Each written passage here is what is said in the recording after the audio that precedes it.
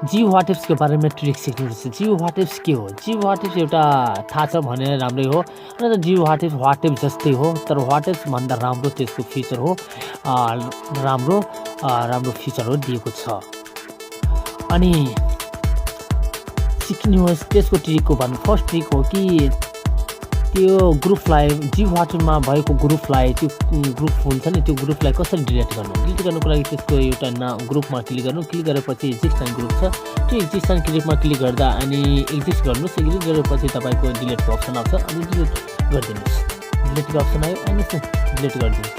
अनि त्यसपछि second option 2 step 55 जनालाई एकचोटिमा मेसेज गर्न सक्छौ। मेसेज सेयर गर्न सक्छौ। कुनै लिंक हो लिंकहरू 255 जनालाई एकचोटिमा सेयर गर्न सक्छौ।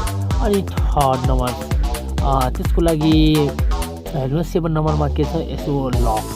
त्यो Gb Whatapp खोल्दा हैन त्यसमा लक अप्सन यसमा एउटा फिचर राम्रो दिएछ तर Whatappमा दिएको छैन।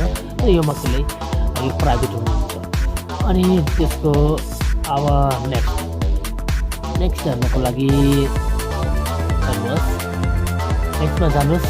फेरि सेटिङमा जानुहोस्। सेटिङमा क्लिक गर्नुहोस्। अनि सेटिङमा क्लिक गरेपछि अनि वाइफाई अनि त्यो वान एन्ड कनेक्सन वाइफाईबाट तपाईँ भिडियो एडियो एन्ड भिडियो डकुमेन्टहरू अटोमेटिक डाउनलोड गर्नुहुन्छ भने त्यो सबैमा टिक गर्नु। अनि गर्नु हुँदैन भने त्यो अनटिक लगाउनुहोस्। अनि डटोमा पनि अनि त्यसपछि सेटिङमा जानु। फेरि सेटिङमा गएपछि नम्बर चेन्ज गर्नको लागि यसमा गएपछि नम्बर चेन्ज गर्नु। डिलिट एकाउन्ट पनि त्यसको अप्सन आउँछ। अनि थर्ड अप्सन के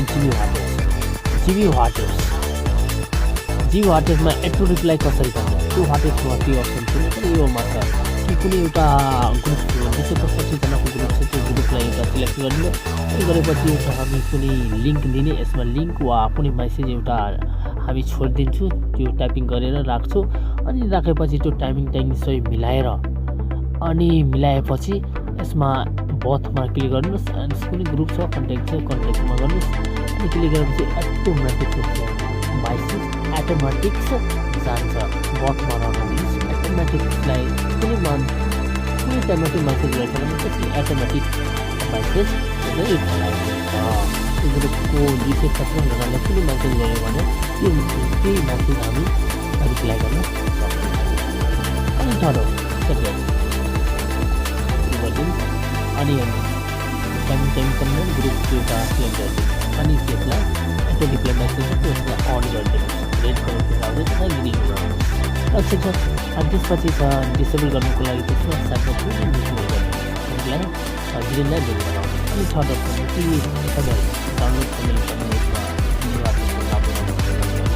राख्न सक्नुहुन्छ। यसमा धेरै फिचरहरू फ्युचर त धेरै राम्रो म पनि युज गरेको त्यो Gb Whatapp धेरै राम्रो अनि यो फिचर चाहिँ मलाई Whatapp भन्दा धेरै राम्रो हो। Whatapp भन्दा यो धेरै राम्रो चलाउनुहुन्छ भने त्यो Whatapp हटाउनु यो सेम हो। Whatapp हटाउनु मन लाग्छ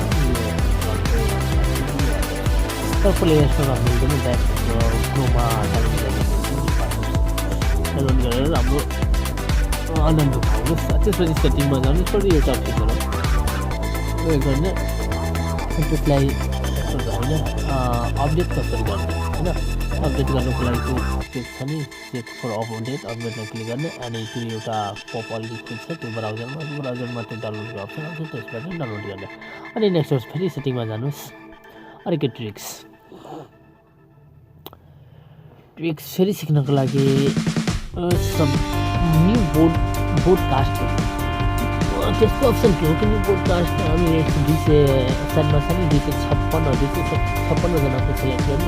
एकैचोटि 256 जनालाई कुनै लिङ्क प्रोभाइड गर्न सक्छु। यो च्यानललाई like and share and subscribe गर्नु। अनि सब्सक्राइब गर्न नभुल्नुहोस् and share. Thanks for watching my video and red colour subscribe option click.